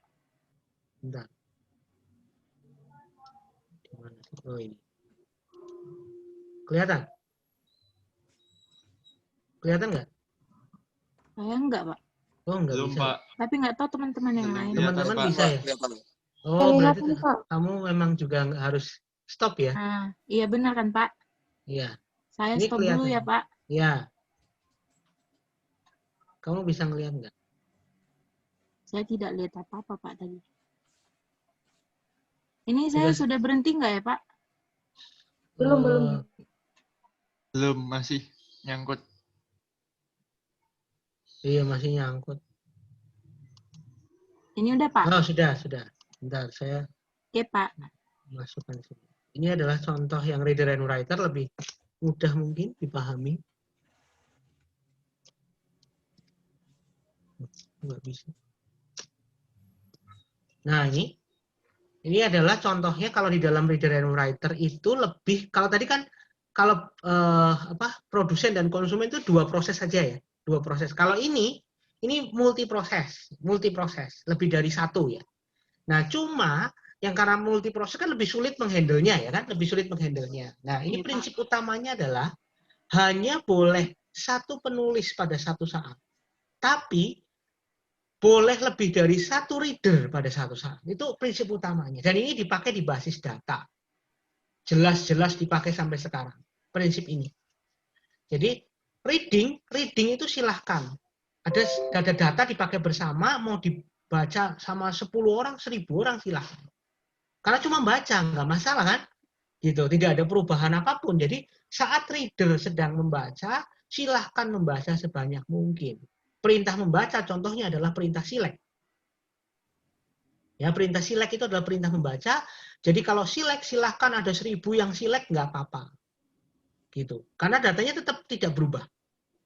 Nah, pada saat ada yang select, maka writer itu di stop. Writer tidak boleh masuk, itu ada mutex-nya. Ya, saat ada yang select 1000 orang tadi, silahkan select. Tidak boleh writer, tidak boleh nulis sama sekali. Writernya nggak boleh nulis. Nah, tapi begitu sekarang giliran writernya saya mau ngupdate, misalnya ada 1 orang mengupdate, gitu ya, insert update delete, misalnya perintah itu, insert update delete, maka readernya harus keluar semua. Ya, jadi tidak boleh ada yang membaca sama sekali sampai writernya selesai. Dan ada writer lain yang mau masuk juga nggak boleh. Jadi saat nulis hanya boleh ada 1. Saya pernah mensimulasikan pada saat saya kuliah dulu, waktu itu saya dapat mata kuliah apa ya, basis data enterprise kalau nggak salah. Itu dulu rame-rame pakai tabel yang sama, begitu ya, pakai record yang sama, tabel yang sama, record yang sama, diupdate bersamaan yuk, gitu. Jadi sengaja setiap orang mengupdate sesuai NIM-nya, misalnya NIM sama dengan NIM kalian masing-masing. Berarti update tabel mahasiswa, where NIM sama dengan NIM kalian masing-masing. Enter yuk barengan gitu. Di lab ya. Enter barengan. Terus yang terjadi apa? Kursornya tidak keluar. Kursor itu kan di konsol ya. Maksudnya di konsol gitu kayak MySQL atau apa gitu. Nah, kursornya tidak keluar, nunggu sampai semua eksekusi itu diantrikan dulu. Jadi entah siapa yang duluan, enternya kan mesti selisih-selisih gitu ya. Nah, itu yang duluan ngupdate. Jadi ngupdate pertama misalnya NIM-nya 1 gitu. Orang kedua NIM-nya 2, orang ketiga NIM-nya 3, orang keempat terus sampai orang ke-40 NIM-nya 40. Tapi kan acak kita nggak tahu siapa yang duluan. Nah, terakhir sudah selesai semua kan? Kursorku udah keluar, semua udah selesai berarti. Nah, sekarang di-select yuk. Hasilnya ternyata misalnya NIM terakhir adalah 39. Oh, berarti yang menang atau yang terakhir kali ngubah, ya bisa dibilang yang terakhir kali ngubah adalah NIM 39. Ya LIM yang lain gimana? LIM yang lain ya berubah sebenarnya, tapi terus terupdate oleh yang lain, oleh yang terakhir istilahnya bisa dibilang. Ya karena multiple tahu writernya, tapi pada saat menulis itu hanya ada satu. Dan pada saat yang lain ada yang sedang nulis, orangnya mau select, itu juga kursornya nggak keluar. Kursornya nggak keluar setelah selesai select, setelah selesai update, baru kursornya keluar. Yang terbaru saat itu. Tapi begitu diupdate lagi, ya select-nya ganti lagi gitu terus gitu. Intinya pokoknya database itu sudah menjamin bahwa tidak akan terjadi tidak akan terjadi proses rebutan. Gitu ya. Ini nomor 2, solusinya seperti itu. Karena waktunya sudah hampir habis, silahkan lanjutkan lagi yang terakhir ya. Untuk dining philosopher problem. Lanjut, Pak. Ya, Harus terakhir. share ulang ya, Pak. Ya.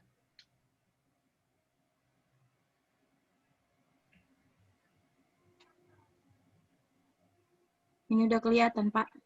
Bentar. Lagi proses. Ya, next.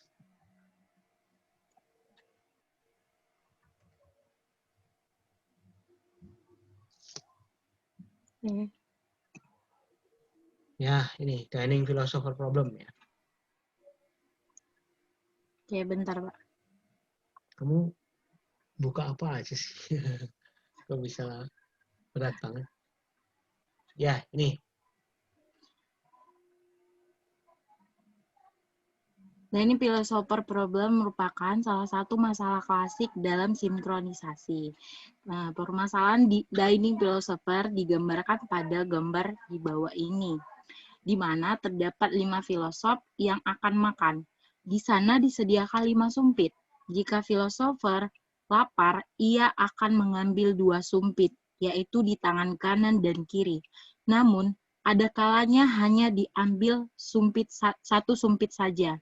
Jika ada filosof yang mengambil 2 sumpit, maka ada filosof yang harus menunggu sampai sumpit tersebut diletakkan. Hal ini dapat diimplementasikan dengan weight dan signal. Udah. Ada lagi Solusi ya, next. apa, Pak? Ya, Pak. next. Lanjut, Pak. Ya, lanjut.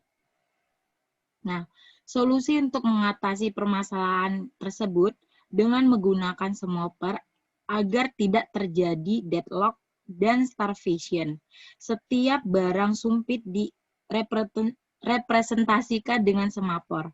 Seorang filosofer mengambil sumpit dengan mengeksekusi operasi wait dan melepas sumpit tersebut dengan operasi signal. Nah, ada beberapa hal untuk meyakinkan tidak terjadinya deadlock. Yang pertama itu mengizinkan selebihnya 4 filosofer untuk duduk bersamaan di meja. Kemudian mengizinkan seorang filosofer untuk mengambil sumpitnya jika 2 batang sumpit tersedia. Lalu gunakan solusi asimetris, yaitu filosofer yang ganjil mengambil 2 batang sumpit di kanan dan kirinya, dan filosofer yang genap 2 batang sumpit di kanan dan kirinya juga. Udah, Pak? Udah, ya. Sebenarnya prinsipnya ini ya, ini adalah bisa diselesaikan dengan weight dan sinyal. Weight dan sinyal itu kan memastikan bahwa tidak terjadi rebutan, maksudnya kan gitu ya. Ya, Pak. Karena ada muteksnya tadi. Nah, tapi dalam kondisi kayak gini, ini sebenarnya menggambarkan apa sih peristiwa ini? Menggambarkan bahwa komputer kalian atau resource kalian itu tidak memenuhi syarat. Maksudnya benar-benar kurang. Anda lihat saja, wong orang yang makan 5 kok sumpitnya cuma 5. Iya nggak? Tahu maksudnya Iya, ya? Kan nggak Iya, Pak. bakalan mungkin sebenarnya secara kenyataan nggak mungkin. Iya, Pak. Kalau mau benar-benar dilakukan makan semua loh, kan nggak bisa. Iya. Jadi komputer kalian resource-nya itu kurang gitu. Maksudnya inti dari dining philosopher problem ini memang bisa diselesaikan dengan muteksnya tadi, weight dan sinyal itu bisa. Tapi yang mau nggak mau harus nunggu, harus gantian gitu. Karena resource-nya terbatas. Gitu. Jadi Ada intinya proses ini antri. gambarin bahwa komputer ini tuh sedang kondisinya dalam terbatas sekali. Kalau terbatas ya silahkan Anda kalau sabar menunggu gitu ya, itu tetap jalan gitu. ya tetap jalan, komputer kalian tuh tetap akan jalan, tapi ya lemot gitu maksudnya. Tapi kalau mau benar gimana? Kalau mau supaya lancar gimana? Ya kasih 10 sumpit. Kalau kasih 10 sumpit, maka 10-10-nya bisa bareng paralel makan. Tidak akan ada masalah sama sekali. Mau pakai wait dan sinyal tetap dipakai, ya tetap akan dipakai, jangan rebutan gitu. Tapi resource-nya itu ready gitu, tersedia. Jadi di sini artinya mau menggambarkan bahwa kalau kalian memang punya komputer atau punya resource yang kurang, ya tetap bisa jalan.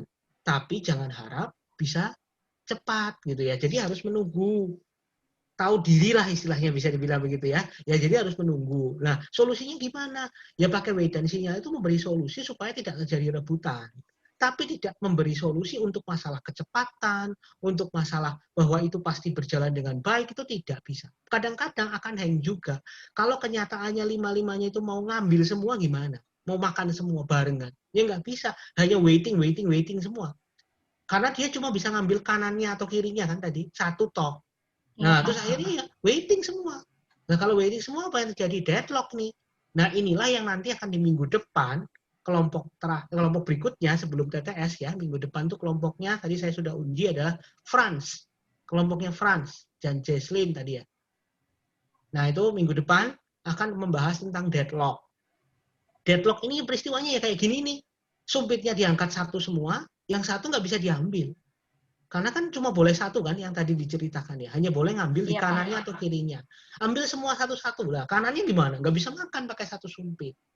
Akhirnya waiting semua. Circular waiting ini namanya ya. Nah karena circular waiting maka tidak ada yang bisa menyelesaikan pekerjaannya. Mau tunggu sampai kapan? Nggak bisa. Karena ini istilahnya bisa dibilang saling tunggu menunggu. Begitu ya. Saling tunggu menunggu. Tidak akan ada yang menyerah. Jadi semuanya kan tunggu terus. Nah, solusinya gimana? Ya salah satu harus di-kill. Salah satu harus menyerah, harus gantian maksudnya gitu. Berarti harus ada yang tidak jadi melakukan pekerjaannya. Berarti harus ada yang meletakkan sumpitnya gitu supaya bisa dipakai dulu gitu. Nah, salah satu caranya gimana? Ya kill salah satu. Siapa yang di-kill, korbannya siapa? Nah, itu nanti di minggu depan. Gitu ya. Bisa dimengerti di sini? Bisa, Pak. Paham. Paham ya? Nah, bagaimana dengan teman-teman yang lain? Ada tanggapan mungkin 1 pertanyaan atau 2 pertanyaan? Jadi kalau komputer kalian lagi bermasalah, ya kan? Ya, karena kalian sudah tahu jeroannya sistem operasi sekarang, makin tahu gitu kan? Jadi Anda bisa bersabar, ya enggak? Atau troubleshooting dengan benar gitu. Troubleshooting dengan benar karena kalian udah ngerti jalanan. Oh, sebenarnya komputer tuh kerjanya kayak gitu gitu. Ternyata resource itu kayak gitu, ada yang begini, begitu, ada algoritma ini, algoritma itu. Nah, jadi kondisi itu juga bisa dipakai kalau kalian mau misalnya mengembangkan sistem operasi. Nggak mungkin, tapi mungkin aja buktinya ya, ini penelitian-penelitian tertentu yang berhubungan dengan jaringan nih itu ternyata membutuhkan sistem operasi tertentu untuk menjadwalkan resource jaringannya. Gitu. Jadi penjadwalan manajemen jaringan maksudnya begitu. Itu ternyata butuh OS sendiri. Kalau pakai OS yang dibuatin sama orang itu ternyata tidak 100% bisa menghandle itu. Nah, ini kebutuhan-kebutuhan seperti itu ternyata muncul. Jadi nggak bahwa ini nggak mungkin lah saya membuat sistem operasi gitu ya. Atau minimal Anda bisa menggunakan algoritma-algoritma yang ada di sistem operasi ini sebagai inspirasi. Oh, berarti nanti saya kalau membuat algoritma harus memperhatikan ini gitu ya. Itu juga harus dipikirin. Oke, ada pertanyaan? Misi Pak mau tanya. Ya. Jadi gini Pak, kalau misalnya berarti selama resource komputer cukup tuh pasti tidak akan terjadi kayak membutuhkan ini ya Pak, kayak Deadlock dia itu. ngantri gitu. Atau Sepertinya ini kan, tidak. Iya. Sepertinya tidak. Sepertinya tidak. Soalnya yang buat saya bingung tuh ini tuh kalau misalnya ada yang komputer sekarang yang core-nya ada banyak gitu, terus mungkin apakah daftarnya tabelnya tetap sama gitu? Tabel apa nih misalnya? Tabel apa? Antriannya ini Pak. Nah, sebenarnya ya kalau secara prinsip Antrian. sistem operasi tetap sama. Jadi maksudnya dia tetap menerapkan algoritma antrian dan sebagainya tetap gitu. Cuma kan karena multicore misalnya. Multicore berarti bisa dijadwalkan paralel. Berarti jauh lebih cepat. Antriannya tetap ada, tetap akan antri, tetap akan menggunakan mutual exclusion tetap gitu. Tapi karena semuanya itu tersedia dengan luas gitu ya. Maksudnya ready semua gitu. antrian ya cepet aja jalan. Bayangkan misalnya antrian 1 tapi antriannya ada 100. Dibandingkan dengan 5 paralel antriannya cuma 20 kan lebih cepat. Gitu misalnya. Terus kemudian memori yang dipakai loh masih ada kok ready, ya sudah kasih semua gitu, semua dapat gitu. Sama kayak main sepak bola tapi bolanya 11 gitu. Kan lancar istilahnya, main sendiri sana gitu, nggak usah rebutan gitu kan. Yang terjadi seperti itu. Jadi kalau memang resource-nya cukup, tetap semua prinsip OS ini tetap dipakai. Jadi masalah tabel segala macam iya dipakai. Mutual exclusion, terus algoritma penjadwalan itu CPU semua dipakai. Tapi kan bisa paralel. Resource-nya tak terhingga, maksudnya cukup gitu ya. Berarti kan ketika dibutuhkan ya silakan pakai semua. Jadi lancar maksudnya begitu. Relatif akan lebih cepat, relatif lebih lancar, tidak akan sampai crash. Kecuali mungkin manajemennya salah ya, misalnya drivernya beda merek, tidak kompatibel, kalau itu kan menyebabkan crash juga gitu ya. Jadi ada sih hal-hal yang menyebabkan komputer canggih pun bisa nggak bener gitu ya, bisa juga. Itu karena manajemennya atau cara pengaturan komputernya nggak betul. Menurut saya loh ya, seperti itu. Oke? Oke. Ada lagi? Hari ini saya kuliahnya kosong, jadi saya tenang. Oh ya Pak, kalau misalnya kalau di sistem antrian seperti ini ya Pak, terus ini ya mungkin ya agak sedikit berrelasi sama yang minggu lalu sih. Jadi kalau misalnya tiba-tiba aplikasi itu untuk ke langkah berikutnya butuh input dari user, tapi user belum memberikan input, itu kan deadlock, dia jadi nyingkir dulu itu atau gimana Pak prinsipnya? Kalau deadlock, misalnya pada saat deadlock, terus ini contoh aja ngetik di Microsoft Word, tapi terus kemudian lagi hang gitu. Biasanya tetap akan diproses, kalau yang deadlock itu bukan Microsoft Word-nya, itu tetap akan diproses, tapi kayak nunggu lama banget. Jadi ngetiknya tadi itu kayak nggak keluar-keluar gitu. Enggak, maksudnya gini Pak, jadi aplikasi ini itu bisa berjalan lagi setelah menerima input. Oh, bisa jalan lagi apa enggak gitu maksudnya? Jadi kan bisa jalan lagi setelah menerima input, tapi kan kalau belum dikasih input kan dia masih nunggu terus Oh iya. Stagnan. Nah itu tuh nanti disingkirin dulu gitu atau gimana Pak? Oh, karena masih menunggu gitu maksudnya? Ya, kalau kenyataannya memang kurang, dia akan disingkirkan dulu. Contohnya kayak gini. Kalau Anda kan mungkin jalanin Photoshop atau jalanin apa yang berat-berat itu loh ya, render atau apa. Nah, kalau RAM-nya cukup, dia jalan pertama kali berat, gitu karena baca dari hard disk. Terus ditutup kan. Nah, terus kemudian program lain jalan. Oke. Terus Anda jalanin lagi program yang sama. Yang tadi berat itu akan jauh lebih cepat. Karena memang sudah ready di RAM-nya, tidak dibuang gitu. Jadi artinya kan kalau ada program sedang menunggu gitu, waiting tadi, kalau memang dia nganggur, ya terpaksa disingkirkan dulu, dia tunggu ditunda sama CPU-nya. Lalu kemudian dilanjutkan dengan program lain yang lebih penting gitu ya. Tapi kalau ternyata nunggunya terus-terus ya udah ya tunggu aja, nanti terus kemudian saat orangnya sudah mengisikan seperti keyword atau apa tadi ketikan itu, ya nanti dia akan dijalankan lagi, tapi yang ngantri lagi gitu. Persis seperti program yang proses itu loh, antrian proses, yang state proses itu. Jadi sama dengan seperti itu. Oke Pak, makasih. Gitu ya. Iya Pak. Sudah cukup. Terima kasih atas presentasinya. Minggu depan masih satu kali lagi sebelum TTS. Nah, TTS-nya ini dilakukan pada saat 1 minggu saja. Sudah tahu ya jadwalnya ya? Sudah Pak. Nah, itu dilakukan di 2 minggu lagi dari sekarang. Ada kena libur ya, mau nggak mau ya. Tapi karena memang di Prodi itu semuanya online, jadi ya hari Kamis yang libur itu, yang tanggal merah, tanggal 29 kalau nggak salah, kita itu SO hari apa ya? Saya lupa. Nah, pokoknya kalau kena tanggal 29 tetap ada tes ya, Dan itu dilakukan kebanyakan online, ya entah itu melalui iKlas, melalui Moodle atau apapun. Jadi tetap ada tes. Nah, modelnya nanti kita akan pakai apa? Setiap dosen akan menyumbangkan soal ya melalui Moodle, lalu kemudian seperti biasa akan diacak. Ya, jadi modelnya hanya itu. Terus tentang masalah EC ada atau tidak masih belum diputuskan. Nanti kalau memang ada EC, kemungkinan EC-nya itu adalah berhubungan dengan CPU scheduling. Ya. Dan itu akan dilakukan terpisah, tidak dilakukan di Moodle. Itu. Jadi akan dilakukan terpisah. Beda. Karena belum diputuskan oleh tim dosen, nanti tunggu aja. Kalau ternyata diputuskannya hanya pilihan ganda di Moodle, ya berarti pakai Moodle biasa.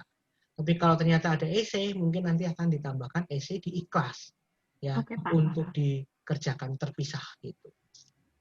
Oke, udah. Selamat pagi.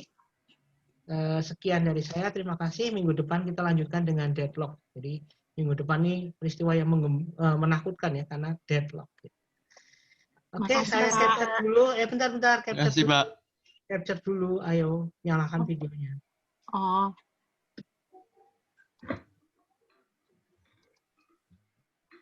Sudah presensi ya, tadi memang saya lupa. saya belum, Pak. Saya Tapi salah. masih dibuka kan, Pak? Iya, masih dibuka. Bentar. Mari yang lain. Juan, Natalia, Rafael, Acio, Elvira. Kok dikit ya hari ini ya? Tunggu. 1, 2, 3, 4, 5, 6, 7, 8, 9, 10, 11, 12, 13, 14. Oke, sudah. Terima kasih. Terima kasih, Pak. Ya, Terima kasih, Pak. Makasih, Pak. terima Terima kasih, kasih. Pak. Terima kasih.